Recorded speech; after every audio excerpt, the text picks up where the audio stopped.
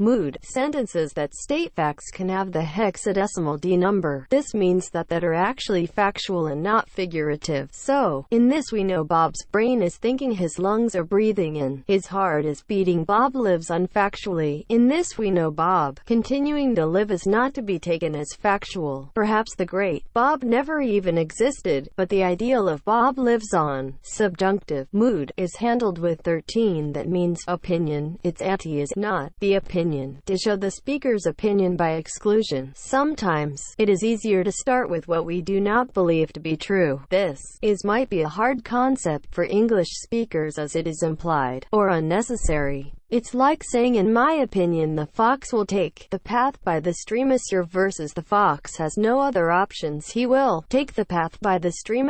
Be careful not to mix up anti-opinion with fact, because they are the same in English. A fact would be the fox chose to swim in the stream and took no path. We cannot change that fact despite us believing the fox must take a path. Conditional. Mood is handled with 15. It means would. Its antonym is would not. Optative. Mood is handled with 16. It means hope, as in I hope that happens. Its antonym is hope does not, as in I hope that does not happen. The fun thing about 0, 1, 2, 3 is with the musical tone level, you really can say exactly how much you hope something happens. Imperative. Mood is the 18. It means a command to do. Its antonym is a command not to do. Hypothetical mood. This is hexadecimal number 1b. It means could, and its ante is could not. Inferential mood is 1c. It means report confirmed. Its ante is report non-confirmed. This one is hard because it's not really in English. It's like the speaker saying I am sure or I confirmed. Epistemic mood is 19. It is something like should be. Its ante is that it should not be. The interrogative mood is a little more complicated. It is hexadecimal number 1d. The interrogative mood. This is question mark in English, and if all of these meanings look like a lot, think about how English just puts all of these into a catch-all question mark symbol. In 0, 1, 2, 3, all of these questions are able to be told apart with the musical tone marks. The 3-square pictograph is where it is also went because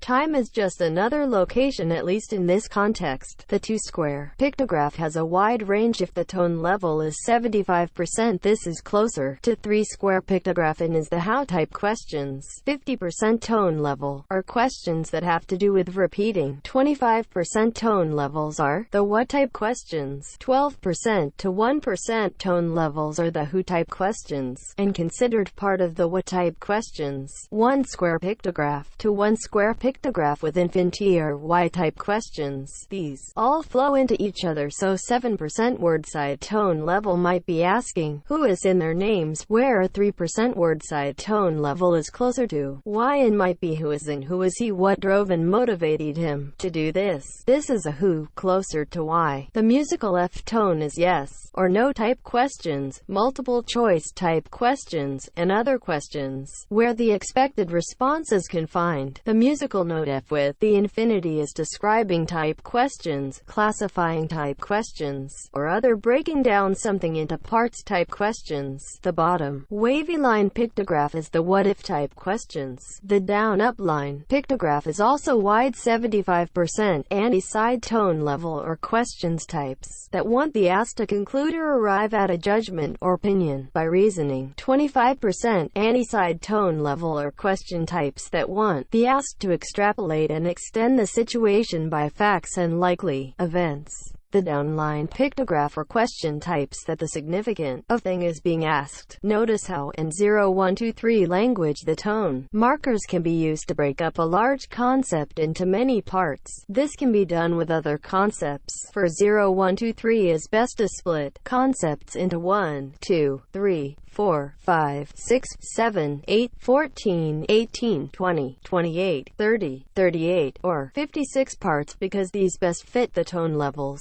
Okay, let's look at 1D, the interrogative mood in a sentence. Alice and Bob played ball. I am asking a question. Start why Alice played ball with Bob. Then extrapolate what is the outcome of Alice playing ball with Bob. I am asking a question. Where and when in space-time did Bob play ball with Alice? I am asking a question. Could you repeat the play that happened? I am asking a question. What was the significance of picking ball to play? Perhaps did the ball represent the sun as in the Mayan game pits? I added that Mayan part, but this is finally a sentence with a net gain over English. The length of the sentence is shorter in 0123 than possible with English for the same meaning. Simple sentences are shorter in other languages. Some paragraphs or sentences in 0123, the bar and antonym can be carefully stacked. This does cause some logical problems that interfere with machine translation. Luckily 0123 has a way of dealing with a logical issue that we will teach in a later video. When bar stacking is done, whatever is on word side of the bar is just treated as a word. So this is very much describe and or classify. At the top of the slide after the pictograph is the hexadecimal markup describing the picture. On the left, if you wanted to make the subword word side be on bottom of the bar, the markup example is on the bottom right of the side. Potential mood is 1F, that means possible that something might happen. Its anti is the degree that something might not happen. This is handled with the musical tone markers.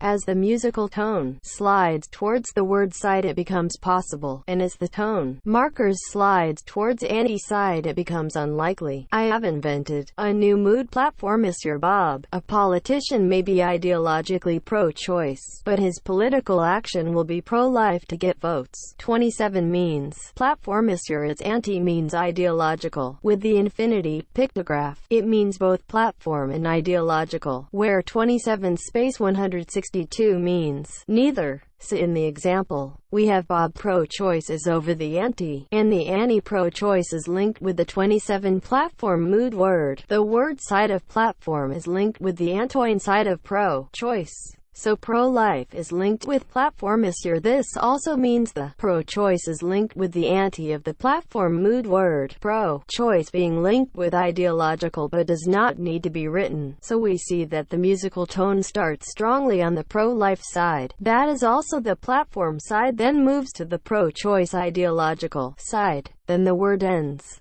Bob is the politician I described earlier, one that has an ideological view different from his public platform is here, because the amount can be communicated with the tone level. We know that Bob is a very pro-life with political action. Example of this, he might make speeches on how all preventive birth control should be banned, but in private or only in his heart Bob might use the morning after pill. This can describe many things beyond the political. It's just easy for teaching pronouns. I must admit I do not have a firm grasp on pronouns, but this is a Franken language and they seem important to many languages. So this is how you do them in 0, 1, 2, 3. Pronouns are marked with 07. The first example we see female with the pronoun 07 in the musical tone 182, that is, she. Then we have male with the pronoun 07 and the musical tone 182, that is he. The next example we have 0660, the word for dog or generic object in 0123. This has the 07 and 182. If there was a pronoun for dog in English, this would be it. The next slide we have the word 70. It means thing. I don't know what these type of words are called, so I am going to call the words generics. These are the words such as thing, it, and one as in one could. In the first example we have 70, the word for thing. It's a pronoun, and it's in the first person. This is one as in one could jump. Next example we just have the 70 generic with the pronoun. This is the word it. Next we have the word for dog. This time the word generic is in the non-root word. So this is dog, that is a generic. This is any dog but no dog in particular. Someone and they can be made with 70 as well. It would be the same as one but person, 2 with 2 square tone level or 3 square tone level. The metaphor token pictograph is different than mood. It is the hexadecimal number 1. If the metaphor pictograph is in a sentence, the message of the whole sentence should be treated as a metaphor. The point of the sentence is to convey something else not said in the sentence. The point of this is to establish a vocabulary that only has meaning to the two communicating, that is based on their personal relationship to each other, that cannot be cracked because only they lived those experiences. We all share cultural relations, so I am going to give an example. So I might say to you, Luke, I am here, in a sentence with the metaphor token in it. Then in another sentence, I do not include the metaphor token, and say I need help. Then in the next sentence, I say Shakespeare's Hamlet, with a metaphor ante in it to tell the metaphor is over. From this you have hopefully gotten, I need help, father is dead. What if the attacker has never encountered the phrase from Star Wars,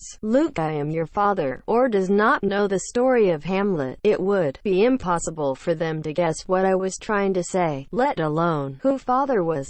Another example, Alice and Bob grew up on their Uncle Sam's farm. Your Uncle Sam was an odd dresser wearing a striped red, white, and blue top hat, a blue bow tie. His face looked like Colonel Sanders, but with a severe case of Marfan syndrome. Despite Uncle Sam's silly appearance, he put them through hell on the farm. To you he might mean a guy from a 1940s recruiting poster, but to Alice and Bob he only means pain and suffering. Alice is captured. All of her messages have been cracked. Alice explains to her captors that exchanging information requires no metaphor code, but an action like a request to move. An agent requires a one-time code that is different each time, and a response verification of Bob's one that is a one-time code. Alice's captors want to trick Bob into a trap. Alice captured has zero negotiating power. This increases it. She now has one-time codes. Codes only she can create. Codes that she cannot teach. Codes that are created by a detailed shared experience impossible to recreate. Bob receives